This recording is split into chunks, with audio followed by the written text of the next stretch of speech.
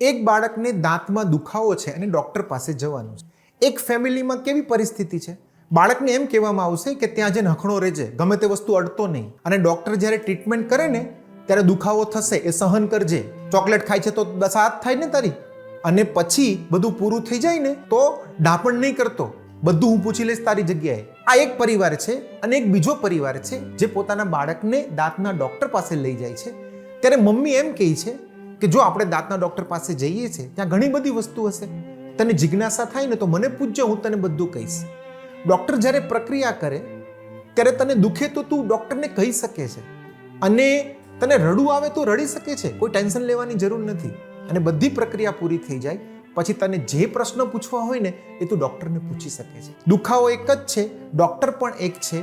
ઉછેરમાં ફેર થઈ જાય છે એટલે પરિણામમાં ફેર થઈ જાય છે. પહેલું બાળક જે છે આખી જિંદગી લો સેલ્ફ એસ્ટીમમાં જીવશે, દુઃખી રહેશે, નિષ્ફળ રહેશે. અને બીજું બાળક છે એ હાઈ સેલ્ફ એસ્ટીમમાં જીવશે, સુખી રહેશે અને સફળ થશે. આવા તો ઘણા બધા મુદ્દાઓ છે. તમારા બાળકનો સેલ્ફ એસ્ટીમ બહુ જ સારો રહે એની 30 પેરેન્ટિંગ સ્કિલ અમે પેરેન્ટિંગ વેદા ઇન્ટરનેશનલ વર્કશોપમાં શીખવીએ છીએ. આજે જ એનરોલ કરો.